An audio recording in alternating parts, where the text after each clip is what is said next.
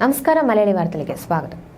സിറിയയിൽ നടത്തിയ നാടകീയമായ കമാൻഡോ റെയ്ഡിന്റെ വിശദാംശങ്ങളും ചിത്രങ്ങളും പുറത്തുവിട്ട ഇസ്രയേലി പ്രതിരോധ മന്ത്രാലയം.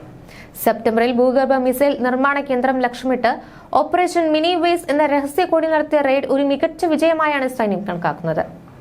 ബഷർ അൽ അസാദിനെ വിമതർ പുറത്താക്കുന്നതിന് മാസങ്ങൾക്ക് മുമ്പ് സിറിയയിലെ ഇറാനിയൻ മിസൈൽ നിർമ്മാണ കേന്ദ്രത്തിൽ കമാൻഡോ നടത്തിയ റെയ്ഡിന് പിന്നിൽ തങ്ങളാണെന്ന് ഇസ്രയേൽ ബുധനാഴ്ച വെളിപ്പെടുത്തുകയായിരുന്നു. ഓപ്പറേഷൻ ഡീപ് ലെയറിന് കീഴിൽ ഇസ്രായേൽ വ്യോമസേനയുടെ ഷൽഡാഗ് യൂണിറ്റ് സെപ്റ്റംബർ 8-ന് മസ്യാഫിലെ സയന്റിഫിക് സ്റ്റഡീസ് ആൻഡ് റിസർച്ച് സെന്ററിൽ പ്രവേശിച്ചു. തുടർന്ന് ഹിസ്ബുള്ളയ്ക്ക് വേണ്ടി മിസൈലുകൾ നിർമ്മിക്കാൻ ഇറാൻ ഉപയോഗിച്ചിരുന്ന ഭൂഗർഭ സൗകര്യം കമാൻഡോകൾ തകർക്കുകയായിരുന്നു. ഇസ്രായേലിൽ നിന്ന് 200 കിലോമീറ്ററിലധികം വടക്കായി ഹമയുടെ പടിഞ്ഞാറ് മെസാഫിലെ സൈറ്റ് സ്ഥിതി ചെയ്യുന്നത്.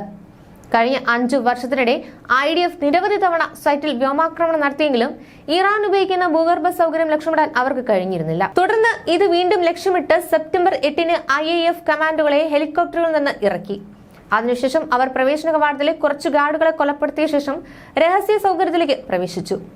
തുടർന്ന് അവർ രഹസ്യാന്വേഷണ സാമഗ്രികൾ വീണ്ടെടുക്കുകയും ഭൂഗർഭ കേന്ദ്രത്തിൽ സ്ഫോടക വസ്തുക്കൾ സ്ഥാപിക്കുകയും ചെയ്തു. 1 മണിക്കൂറിനുള്ളിൽ സൈന്യത്തിന് പുറത്തു കടക്കാൻ കഴിഞ്ഞു. പിന്നാലെയായിരുന്നു സ്ഫോടനം സംഭവിച്ചത്. സിറിയയിലെ മസ്യാഫ് പ്രദേശത്തെ ഇറാനിയൻ ആയുധ കേന്ദ്രത്തിൽ നടത്തിയ അപ്രതീക്ഷിത റെയ്ഡിൽ 14 പേർ കൊല്ലപ്പെടുകയും 43 പേർക്ക് പരിക്കേൽക്കുകയും ചെയ്തിരുന്നു. ഓപ്പറേഷനെ കുറിച്ച് US-ന് അറിയാമായിരുന്നു എന്നാണ് റിപ്പോർട്ടുകളിൽ പറയുന്നത്. രാസായുധ ആക്രമണത്തിന് CERS സരിൻ വാതകം വികസിപ്പിച്ചതായി US നേരത്തെ ആരോപിച്ചിരുന്നു.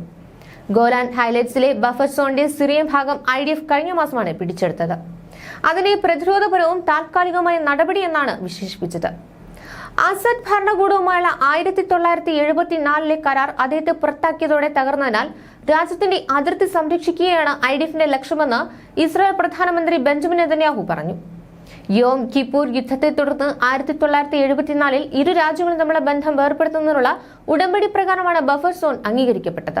Scientific studies and research centre ശൃംഖലയുടെ ഭാഗമായ ഇസ്രായേൽ മിലിറ്ററി ഡീപ് ലെയർ എന്ന കോഡ് നാമത്തിൽ അറിയപ്പെടുന്ന ഇറാനിയൻ മിസൈൽ നിർമ്മാണ സൈറ്റാണ് operation many ways ലക്ഷ്യമിട്ടത്.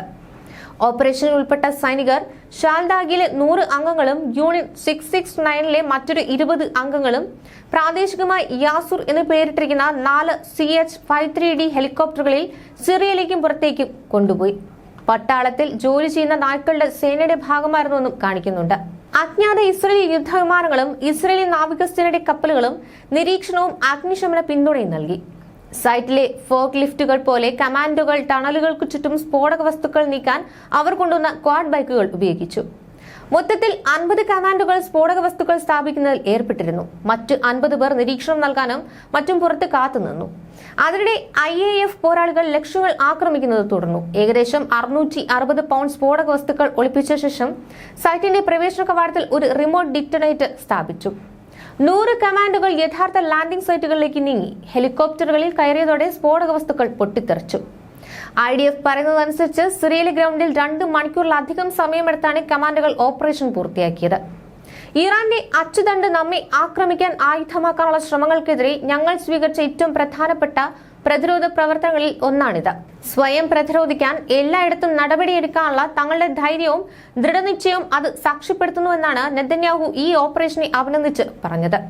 News desk, Malayali വാർത്ത.